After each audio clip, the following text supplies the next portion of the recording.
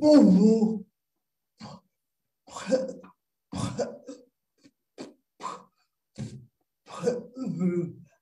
À la dernière minute, j'ai rédigé mon intervention pour qu'elle soit lue, pour que la communication soit rapide.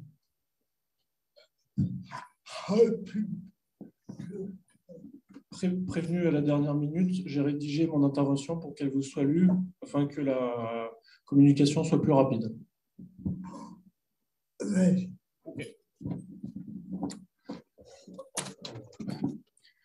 Mon propos, que j'ai tenté de faire bref, mais qui ne le sera pas vraiment, tant j'ai à dire, va porter sur ce qui se passe pour les personnes ne fonctionnant pas, quelles que soient les raisons, en emploi direct. Il porte donc sur les services prestataires d'aide et d'accompagnement à domicile.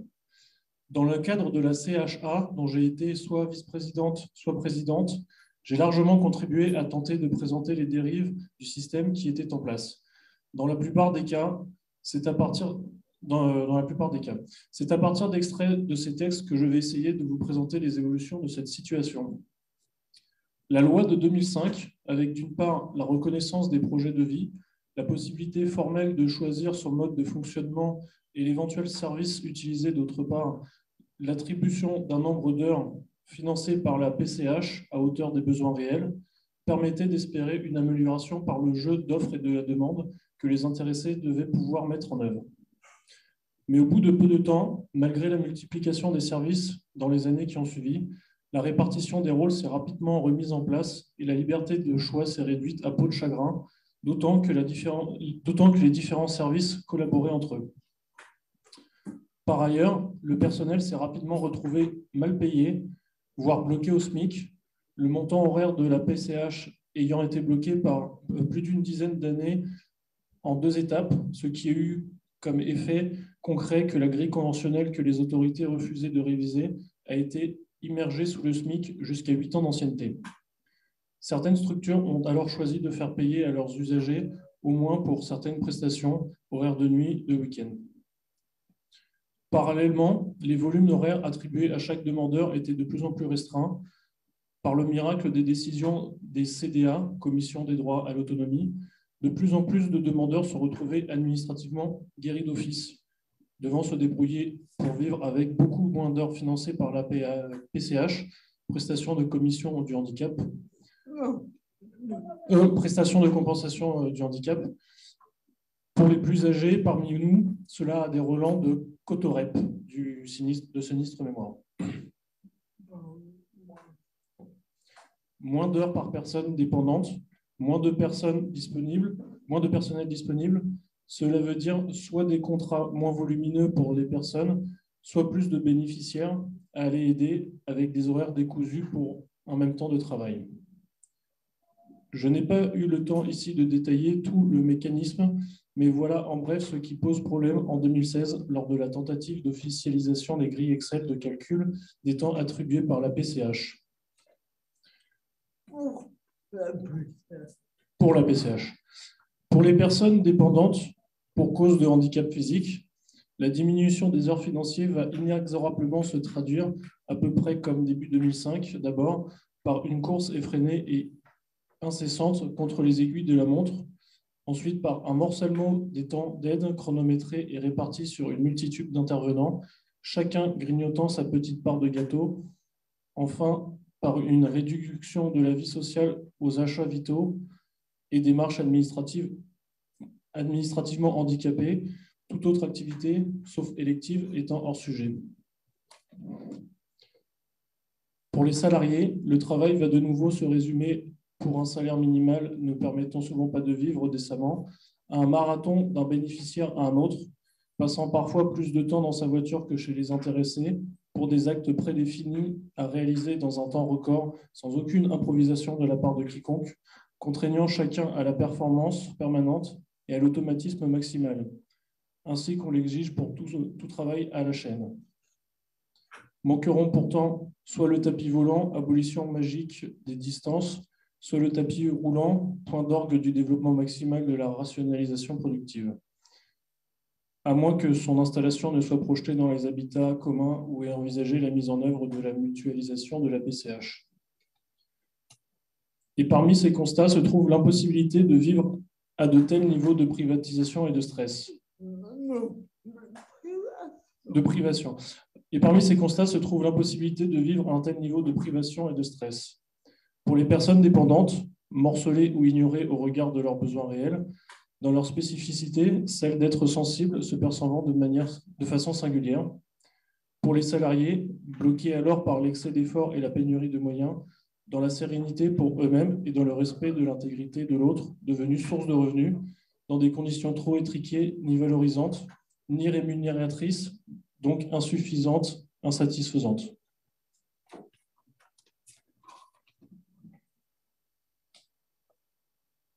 Alors se font jour, la plupart du temps insidieusement, sans que personne n'y soit prédisposé, ne le souhaite ni ne le voit venir, dans la frustration permanente de chacun, des recherches de valorisation, de compensation, de soulagement d'une récurrente réalité, insoutenable humainement. Au niveau concret, cela s'exprime par des prises de pouvoir, des tentatives d'emprise ou de séduction, notamment sur le plan érotique, voire carrément sexuel, d'autant plus que les personnes dépendantes n'ont pas disposé d'informations, de formation, ni d'expérience choisie, des intimidations ou des contraintes morales ou physiques. Enfin bref, l'absence de respect du corps, de la parole et de la conscience de l'autre.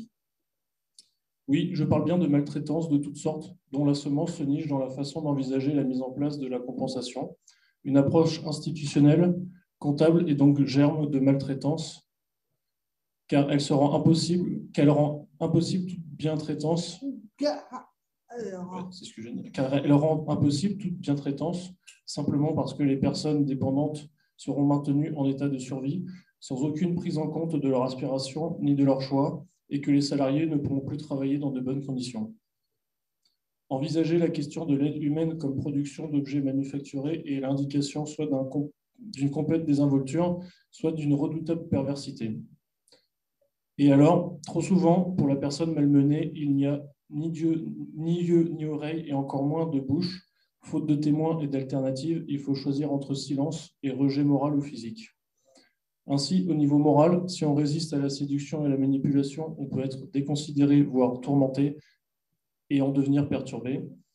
Et au niveau physique, il n'est pas anecdotique d'être, quand les conditions s'y prêtent, brusqué, voire brutalisé, ou encore abusé plus ou moins franchement, y compris sexuellement, ou sinon, faute de soumission, évincé du service prestataire ou de la structure. Ainsi, souvent, dans l'impossibilité de fuir, on opte pour le silence. Que cela plaise ou non, c'est bien l'une des réalités de la situation de dépendance. Et en ces occurrences, nasse d'injonctions paradoxales, la législation en vigueur n'y peut rien et n'y fait rien. En l'état actuel de notre organisation sociale, les protocoles instaurés pour les procédures de recours, médiatrices comme juridiques, sont déconnectés des réalités concrètes que vivent les intéressés. De fait, leur rendant inaccessibles, c'est-à-dire que la réglementation, les dispositions prévues par la loi sont inadaptées aux objectifs déclarés par le législateur. Ne prenons pour preuve que le dernier scandale d'origine journalistique. Dès lors, on peut se poser la question, est-ce qu'en définitive, par manque de considération sociale des individus en tant que tels, la maltraitance, si fort décriée, ne serait pas une méthode de gestion économiquement rentable de la dépendance? Un individu dépendant devrait-il en réalité, d'une certaine façon, faire les frais du désinvestissement social, c'est-à-dire concrètement payer de sa personne pour avoir accès à une aide régulière?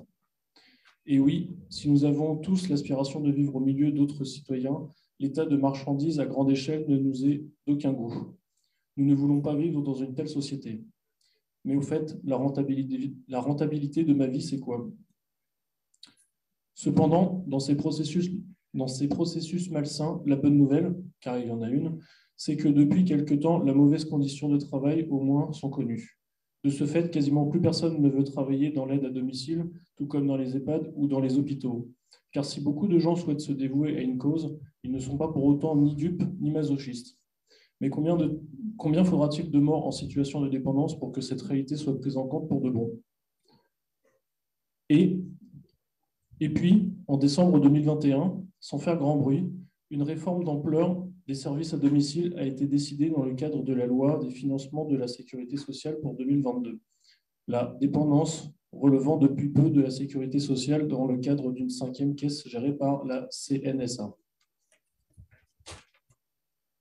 Pour résumer cette refonte des services à domicile prévue pour 2023, imposant la création de services autonomie à domicile, incluant de préférence les soins, soit par création d'une SSIAD, service de soins infirmiers à domicile, par la structure, soit par convention passée avec un SSIAD déjà existant. Cette réforme ambitionne de répondre à tous les besoins de tous dans le cadre de méga-services omnipotents, seules structures reconnues, donc financées, qui devront fournir de manière concrète, concertée, toute espèce d'aide et ou de soins requis, quelle qu'en soit la situation des personnes concernées. Notamment les usagers de ces services n'auront probablement dans la réalité plus de choix de leurs soignants. Voilà bientôt officiellement mis en place le domicile institutionnel, maillon unitaire et enfermant qui permet de créer l'industrie des choses à soins.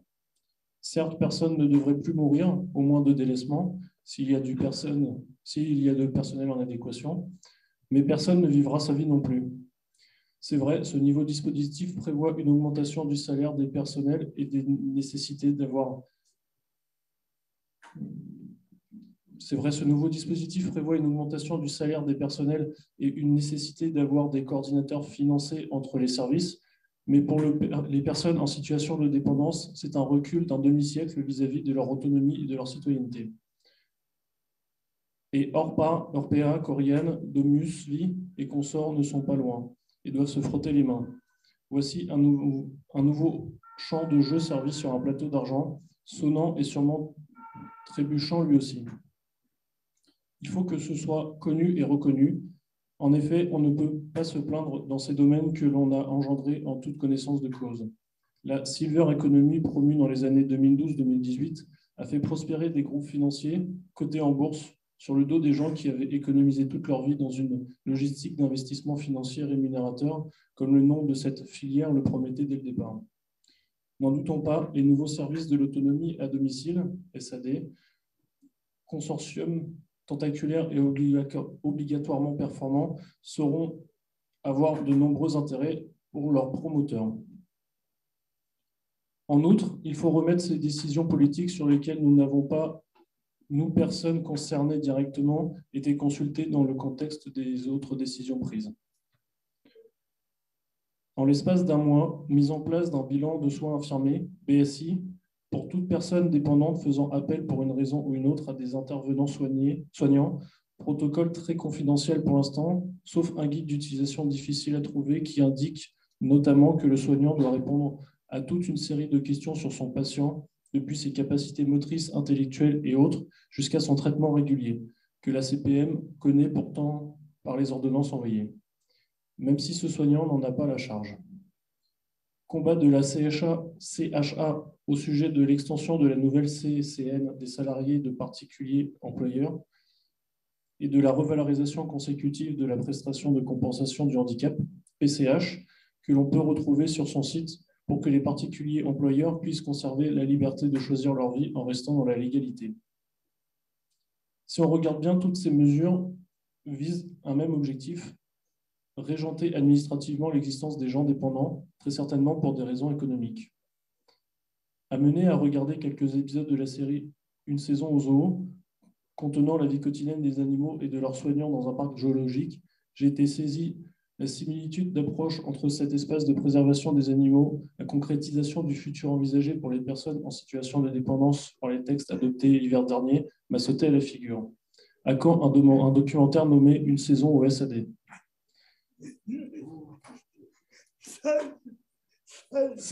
Désolé.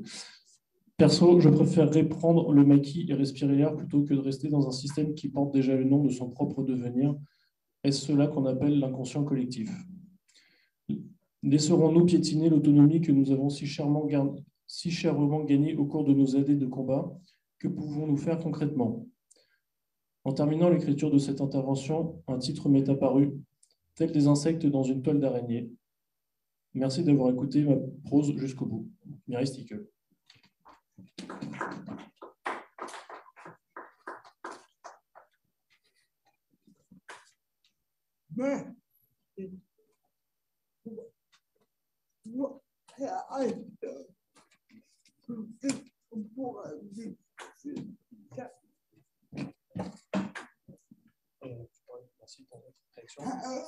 Merci pour votre réaction. Peut-être on pourra discuter plus tard.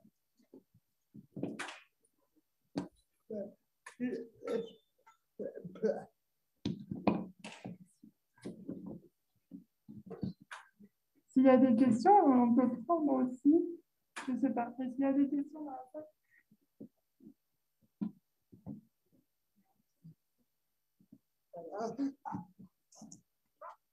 Est-ce que par exemple, les gens ont compris ou pas? Est-ce que les gens ont compris? Est-ce que les gens par Zoom ont compris? Est-ce que y en a d'autres? Oui, ça va.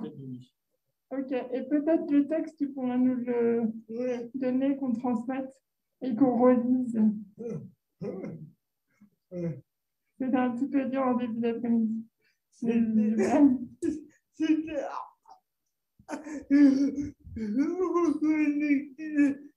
C'était concentré, mais j'avais pas de